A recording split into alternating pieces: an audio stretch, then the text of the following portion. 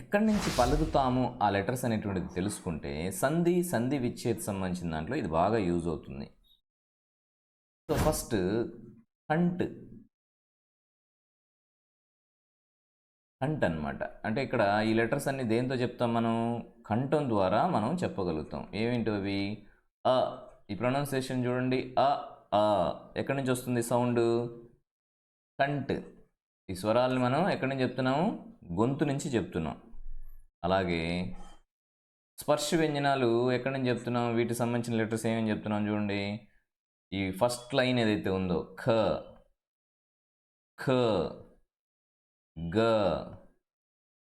ఘ, okay, జ్ఞ. So ఇవన్నీ కూడా దేనికి సంబంధించింది?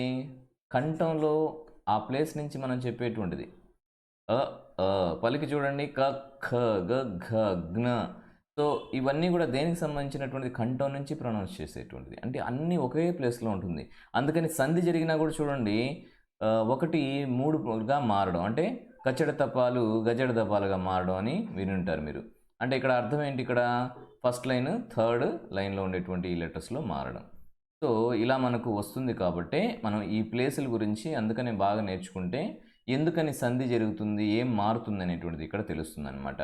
అంటే ఎవరైతే సంధి గురించి నేర్చుకోవాలో ఈ ఉచ్చారణ ప్లేస్ గురించి తెలుసుకుంటే చాలా ఈజీగా ఉంటుంది. ఓహో ఇందుకని అన్నమాట సంధిలో ఇలా చేంజెస్ చేయడం వల్ల మనకు ఈజీగా మనకు అర్థం అవుతుంది. ఇప్పుడు ఎందుకనంటే కా ప్లేస్లో గా ఎందుకు వచ్చింది అనేటువంటిది ఇన్ని రోజుల్లో నాకు అర్థం కాలేదు, బట్టి పట్టేవాడిని. సో ఇప్పుడు అర్థమైంది. కా మరియు గా కంఠం ప్లేస్ నుంచి మనం ప్రొనౌన్స్ చేస్తాము. అందుకని దగ్గరలో ఉంటుంది కాబట్టి ఇక్కడ మనం కానీ దూరంగా నిల్చుకొని క గ క గ క గ అని చెప్పామంటే ఆ ఎదురుగా ఉండేటువంటి వ్యక్తి కా చెప్పాడా గా చెప్పాడా అర్థం కాదు, అంత దగ్గరలో ఉంటాయి. అందుకని ఈ ప్లేస్లో దీన్ని రీప్లేస్ చేస్తాం. సో ఏదైనా ఇప్పుడు మనం నేర్చుకోవాల్సింది ఏంటి? ఈ 5 లెటర్స్ కంఠం నుంచి చెప్పేటువంటిది కాబట్టి కంఠంతో పలికేటువంటి లెటర్స్ ఈ స్వరాలైతే ఈ 2 అ అనేటువంటిది, తర్వాత వ్యంజనాలకు సంబంధించినటువంటిది స్పర్శ వ్యంజన అయితే ఈ 5 లెటర్స్ అన్నమాట. ఆ తర్వాత తాళవ్య అనేటువంటిది చూడండి, మీరు ప్రొనౌన్స్ చేస్తే ఈ లెటర్స్ తాళవ్య అనేటువంటి ప్లేస్ మీకు ఈజీగా అర్థమవుతుంది. ఈ ఈ చూడండి మన టంగ్ పైన అంటే దవడ భాగంలో పై భాగంలో ఇక్కడ ప్రొనౌన్స్ చేసేటప్పుడు చ అన్నప్పుడు మన టంగ్ ఎక్కడైతే తగులుతుందో చివర మన టంగ్ టిప్ ఉంటుంది కదా చివరి భాగం, అది ఎక్కడైతే టచ్ అవుతుందో చూడండి. ఇప్పుడు ఫర్ ఎగ్జాంపుల్ ఇలా ఉంటుంది కదా, ఇక్కడ నుంచి టంగ్ ఉంటుంది. సో ఇది ఇక్కడ నుంచి ఇక్కడ ఇలా టచ్ అవుతుంది అనమాట. ఓకేనా? సో ఇక్కడ నుంచి ఈ టంగ్ ఇక్కడ టచ్ అయ్యి మనకి సౌండ్ వస్తుంది. ఇది మిడిల్ పార్ట్ అనుకోండి. ఓకేనా? ఇది పెదాలు ఉండేటువంటి ఈ భాగం. సో ఇన్ బిట్వీన్ అనమాట. ఈ మిడిల్ పార్ట్కి ఇక్కడ ఇన్ బిట్వీన్. సో ఈ ప్లేస్లో తగిలి చెప్తున్నాం అనమాట. దాన్ని ఇక్కడ తాళవ్య అంటున్నాం. తాళవ్య. ఓకేనా? సో కంట్ అనేటువంటిది ఈ ప్లేస్ అనమాట. కంట్. ఓకే? సో ఇది వచ్చేసి లిప్స్ ఉండేటువంటి place. So middle of the అంటే మన దవడ భాగంలో మధ్య భాగం అనమాట. మనకు ఈ టంగ్ అనేటువంటిది ఈ భాగంలో టచ్ అయితే కానీ మనకు ఆ సౌండ్ అనేటువంటిది రాదు. ఓకేనా? సో తర్వాత చ అయిపోయింది కదా. చ అనేటువంటి పలికేటప్పుడు చూడండి, నేను చెప్పినటువంటి ఆ భాగానికి ఈ లెటర్స్ తగులుతూ ఉంటాయి. ఈ ఈ ఆ తర్వాత చ పలికి చూడండి. ఇప్పుడు ఛ ఆ తర్వాత జ ఝ తర్వాత ఞ. సో ఇవన్నీ కూడా చ ఛ జ ఝ ఞ అన్నీ కూడా దీనికి సంబంధించింది. అది ఒకటే ప్లేస్లోంచి ప్రొనౌన్స్ చేసేది. దీన్ని ఏమంటారు? తాళవ్య అని అంటారు. ఆ తర్వాత మూర్ధన్య అంటారు. ఏమంటారు? ఇది మూర్ధన్య. సో మరి ఈ ప్లేస్ దేనికి సంబంధించింది? రీ అని పలికి చూడండి. రీ ఠ ఠ డ ఢ అణ. ఇవన్నీ చూడండి ఒకటే ప్లేస్ నుంచి వస్తాయి. టా అన్నప్పుడు ఇప్పుడు నేను ఇందాక వేసినటువంటి డ్రాయింగ్లో చూస్తే ఇప్పుడు ఇందాక టంగ్ ఇక్కడ తగిలింది, అవునా, ఈ ప్లేస్లో. ఇప్పుడు ఇదే భాగంలో ఇదే టంగ్ ఈ ప్లేస్లోకి వస్తుందన్నమాట. ఓకేనా? చూడండి, ఠ ట్విస్ట్ అవుతుంది చూడండి టంగ్ ఇక్కడ. ట ఠ ట్విస్ట్ అవుతుంది. ఇవి చెప్పేటప్పుడు ఈ రెండింటి మధ్య భాగంలో ఇక్కడ టంగ్ టిప్పు తగులుతుంది. అదే ఇక్కడ ఇదైతే మూర్ధన్య అంటే మిడిల్ పాయింట్లో ఆ టంగ్ ట్విస్ట్ అయ్యి చెప్తాం. ట ఠ డ ఢ న, ఈ విధంగా. ఓకేనా? తర్వాత ఇది మూర్ధన్య సంబంధించినటువంటివి. మనం స్వరాలు సంబంధించిన దాంట్లో అయితే రి అనేటువంటిది, తర్వాత డ ఠ డ ఢ నా అనేటువంటిది మూర్ధన్య సంబంధించినటువంటిది. తాళవ్విలో ఇంకో 2 అక్షరాలు ఉన్నాయి. అవేంటంటే య ష. ఓకేనా? యా వచ్చేసి అంతస్తు, ఇక్కడ ప్లేస్ లేదు కాబట్టి ఇక్కడ రాశాను నేను. ఈ షా వచ్చేసి ఊష్మ. ఓకేనా? ఈ 2 లెటర్స్ కూడా తాళవ్వి సంబంధించింది. ఆ తర్వాత మూర్ధన్య సంబంధించిన దాంట్లో అంతస్తు వ్యంజనం ఏమొస్తాయి అంటే రా. ఓకేనా? రా ఒకటి. ఆ తర్వాత ఊష్మ వ్యంజనం వచ్చేసి షా అన్నమాట. ఈ 2 లెటర్స్, ఇది వచ్చేసి అంతస్తు. ఓకేనా? ఇది వచ్చేసి ఊష్మ. దేనికి సంబంధించింది? మూర్ధన్య సంబంధించిన దాంట్లో ఈ 2 లెటర్స్ వస్తాయి.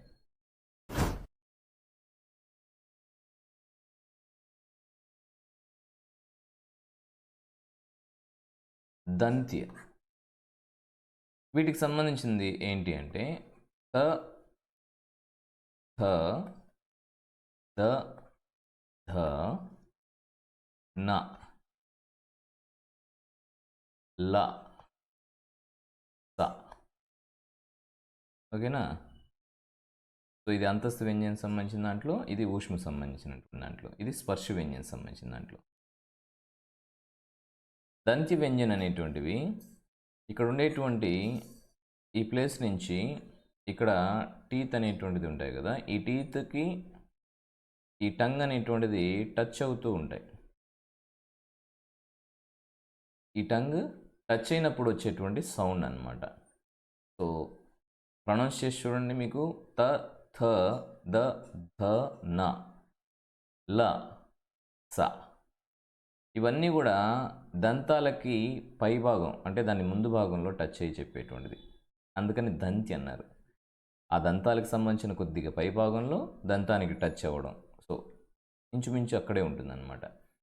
తత్థ దద్ధ న ల స ల స. సో ఇవన్నీ కూడా దంతి అంటారు వీటిని. ఆ తర్వాత ఓష్టి. సో ఓష్టి సంబంధించినటువంటి దాంట్లో ఇక్కడ లిప్స్ టచ్ అయితే కానీ ఈ పదాలని పలకలేమన్నమాట. వీటిలో ఊ ఒకటి, ఊ ఒకటి. ఓష్టి. ఓష్టి సంబంధించినటువంటి దాంట్లో ఊ ఒకటి, ఊ ఒకటి. ఇది రౌండ్గా మౌత్ అనేటువంటిది లేకపోతే ఊ ఊ అనేటువంటి లెటర్స్ని, అంటే మన పెదాలు రౌండ్గా వస్తాయన్నమాట. అప్పుడే మనం దీన్ని ప్రొనౌన్స్ చేయగలం. అంటే ఏంటి, ఇక్కడ పెదాలతో పలికేటువంటి పదాలు అన్నమాట ఇవి. ఏమేంటి ఉన్నాయి ఇక్కడ? పా ఒకటి, ప ప హ మ. ఇవన్నీ కూడా దేనికి సంబంధించినటువంటిది? ఓస్ట్, పెదాలతో పలికేటువంటివి. ఓ ఊ ప. చూడండి, అది రౌండ్గా అన్నా ఉండాలి, లేదంటే ఈ 2 పెదాలు టచ్ అయ్యన్నా ఉండాలి. టచ్ చేస్తేనే చెప్పగలుగుతాం అనమాట. ప హ బ భ మ. ఇవన్నీ కూడా పెదాలు టచ్ అయితేనే చెప్పేటువంటి లెటర్స్ అన్నమాట.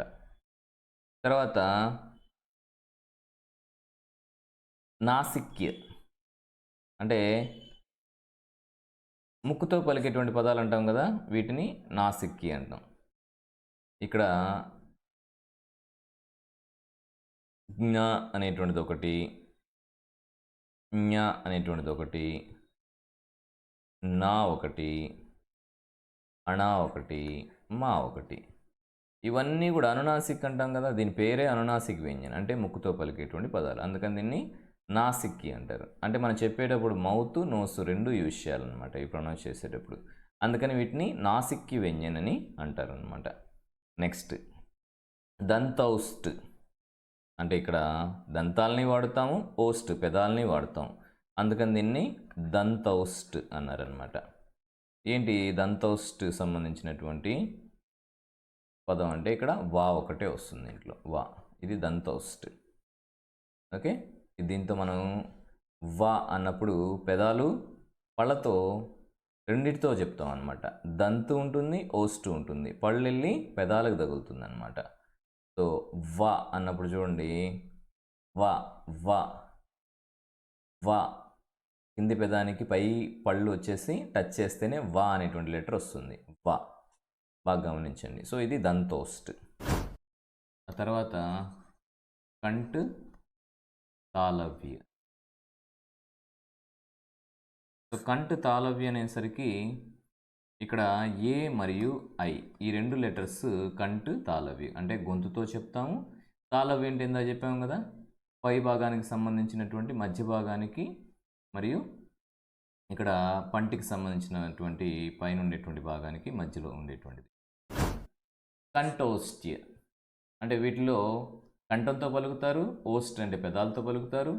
ఈ లెటర్స్ ఏంటి, ఓ ఔ, అంటే ఇవి మనం కంఠంతో చెప్తాము మరియు పెదాలతో కూడా పలుకుతాం ఈ లెటర్స్ అన్నమాట.